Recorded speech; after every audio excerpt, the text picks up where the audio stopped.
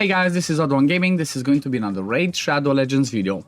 Today we're on the free-to-play and we're going to check out a couple of things. First of all, I want to give you a little bit of an update on my Fusion and how everything's looking, because unless I miss something, I should be on track. So we are currently on, Thursday, where we had the Fire Night starting, the champion training, and we still have the Dungeon Divers and the Artifact Enhancement going on right now. So I finished everything before, as I mentioned in the previous video where I talked about the Fusion.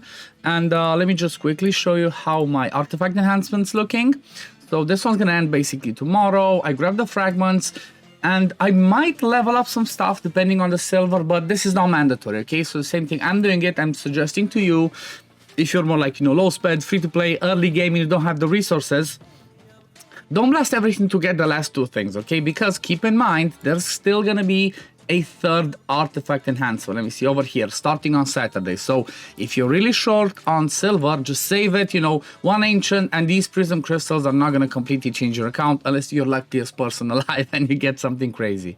So I did grab this one, and that's the artifact enhancement done. Now we have the Dungeon Divers. That's still going to go on for 2 days. That's going to be tomorrow and today and tomorrow. So I barely did a little bit of this one because obviously I was just doing a little bit of food prep for the Fusion like I mentioned.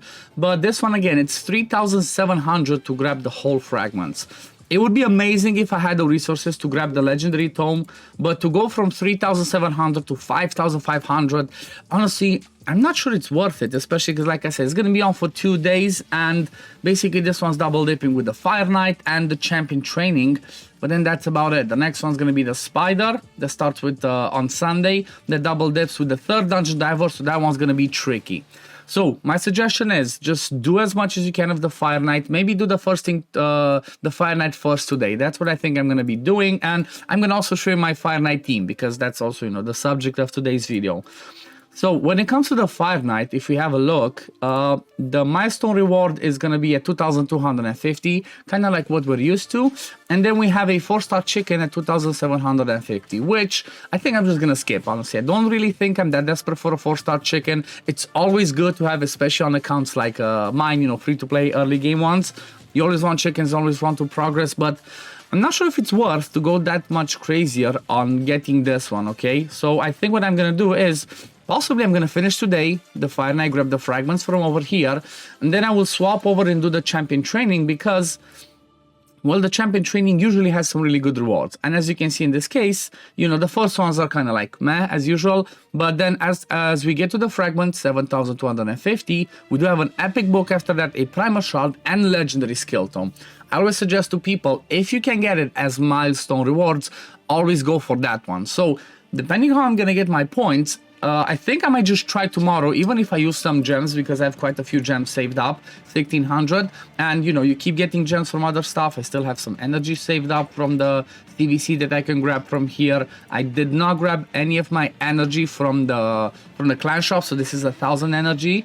So what I think I'm going to try and do is, like I said, do as much of Fire Knight as I can today.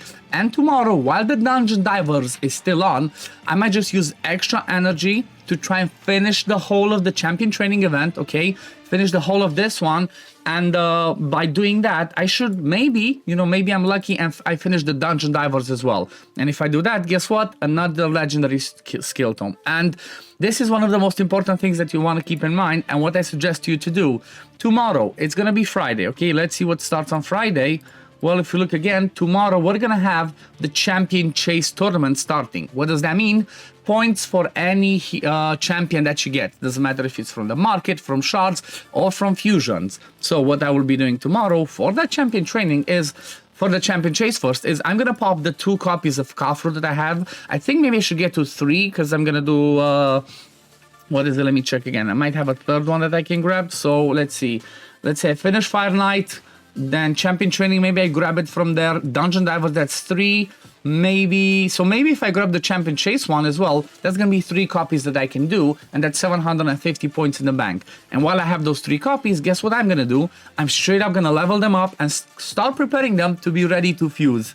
And the way that I'm going to try to do it is see if I can finish everything by Sunday, but that will require me to go crazy on Spider Tournament, on Dungeon Divers, and finish the Artifact Enhancement. The reason why I'm saying that is, if I grab Armanz and that gives me 500 points, like I'm instantly going to want him on my account. If I can do that and that's going to yield me another legendary tome or another good reward, that's what I will be doing. But I talked quite a bit about like what my plans are for the fusion. So definitely keep an eye out. Like I said, these are some tips that I'm trying to give to help you out so you do it the right way. I'm going to have a video again tomorrow where I'm going to show you what the champion chase is like. Obviously, you're going to see it in game as well, but I'm going to show you what I'm doing, how I'm getting my points for this one, and what I will be focusing on to try and grab to try and get as many points as possible without pulling shards. But I might still be pulling some shards because we have 2 times voids, so why not? So let me show you quickly my Fire Knight team. Okay, I'm doing stage 20 and basically this is my team. Okay, so half of them are like free-to-play champions. Deacon was my starter one that I chose as the code. Arbiter, she's at 50 only, but again, Arbiter is the one that I got by doing the Arbiter missions. Rathalos, again, everybody got him. Obviously, depending if you started when there was the Rathalos chase, he's in there basically as my nuke. And then I have 2 people in here which honestly I think they could be replaced. They're not mandatory, but obviously they make it easier. Like one of them is obviously Kolhar, which is amazing. She does make it a lot easier because she has a 4-hitter A1 and then she has turn meter control on the A3. But I'm quite sure I could have done it with this team with Satyr as well, because Satyr kind of does something similar. He does not bring the damage, but he brings the control. He has a 4-hitter on his A2. And he also depletes the turn meter. So if you don't have, the Cold Heart, always keep in mind Satyr. Let me just show you that guy, because he's really good. He's really, really good for this one. You don't need to 6-star him. So this is the one that I'm talking about, the uncommon from the Skinwalker, Satyr, okay? He has 4-hitter. Every time he crits, he depletes the turn meter by 15%. So if you would bring him, because it's stage 20 and it's force, you would have to give him only 85% crit rate, the accuracy that you need to land the stuff, and then give him as much speed as possible, because if you're doing the team that I'm showing you, you should not worry about it. Like if you can get him over 200 speed, 200 something in Relentless, even better. That's why I had mine. It was like 180 in Relentless and it worked just fine on stage 18. But obviously because I got Cold Heart, I put her in the team. Then the last person that I have in the team over here is Luria. Luria is not mandatory, okay? It does not have to be her. Basically, anybody that can bring you some sort of control for the waves, if you cannot just one-shot them, if you one-shot the waves, you're good. But if you do not do that, bring somebody that controls them. Stun, sleep, provoke, fear, no, fear or true fear, not reliable, but stun, stun, provoke, and freeze are really important. That's what Luria brings to me. She has an AoE hit with a 75% chance to land that freeze, okay? So that's why she is in the team. And when it comes to preset, I kind of, made them use their skill where like Deacon does decrease defense first wave, then stops, then uses again on second wave. Cold Heart does not use Cold Heart, the Heart Seeker on the second wave. Rathalos slams on the first wave, then does not use it save for the second wave. Luria starts with the A3, then does the freeze. Then by the time she comes back again to it on the second wave, because we don't kill them that fast, she should be back to the freeze. Then on the boss, she just does A1. Rathalos does whatever. I could make him maybe open with the A1. Cold Heart just turn off her A2, you don't really need it. You don't need to force her to do the A3. She has smart AI, one of the very few ones, if not the only one in the game, that does not use the Heart Seeker on the shield unless the shield is down. So don't make her prioritize this, because if the shield does go back on, it can, it can be worse. You don't really need it. Then Deacon open with the A1 because it's double hitter. Arbiter open with the A1 because it's a double hit. So, you kind of get the gist. Get the shield down and then start controlling the boss so he doesn't take a turn. Now, let me just do a run and show. Okay, I guess I should grab myself some energy so I can show you that. So there we go. And yeah, let's go with stage 20. The really fun thing that I'm really looking forward to is getting Armanz. Like if I saw it right and if I saw his kit right, as long as I have him booked and he runs decently fast, he's gonna be so amazing for this dungeon and basically for any every single dungeon and the Doom Tower, because he's gonna do so much control, the waves are never gonna get a turn. So what that will allow me is to just bring Armanz, maybe somebody to nuke for the waves, and then I will only need to focus on champions that are gonna give me something for the boss part. So as an example, if it works like I'm thinking, I'm not gonna need Arbiter and I'm not gonna need Luria. So I'm gonna have Armanz, and then the next one that I can get in here can be anybody else. As an example, I have a second Cold Heart or an Armiger, an Armiger for turn meter control. So that's what you want to keep in mind. And that's like, one of the reasons why I said go for the Armanz fusions. He's so amazing. He's so amazing.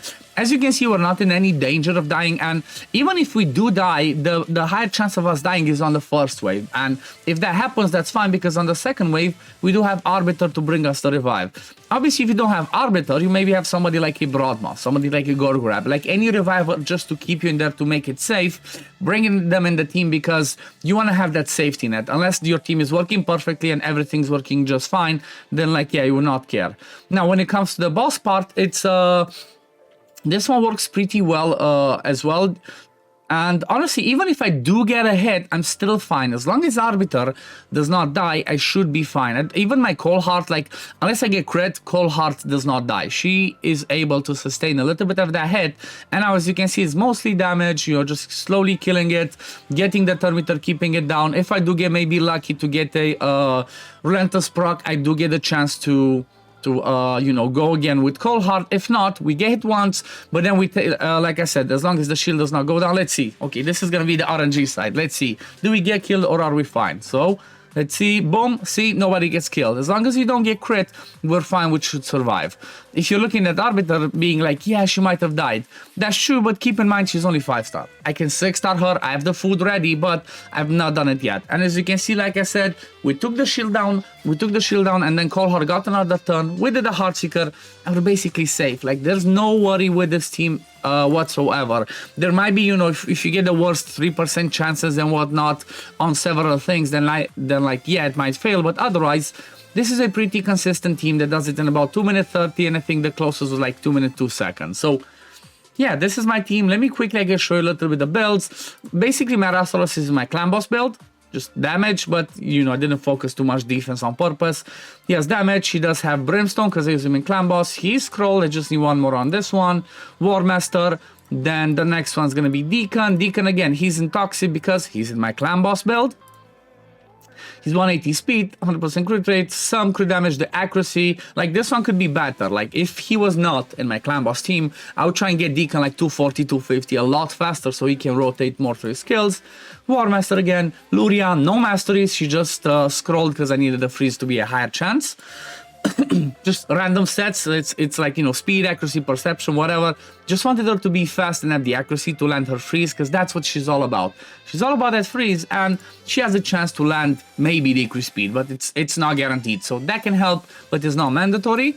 Then Cold Heart, like I said, she's the Relentless with Perception. She's a pretty decent build, 175, only 70% crit rate, because that's all that I need for the Heartseeker. I don't care about her critting on anything else. It's mostly about her Heartseeker that you want to crit. Decent accuracy, definitely want to be at 200 or over. This one's like pushing it a bit, but it works just fine. She is scrolled, and I did give her Flawless Execution because I'm fighting stages 20, I need the, you know, the extra damage to just kill the boss. If I was going on higher levels, I would swap it from Flawless Execution. I would go Giant Slayer because of her 4-hitter.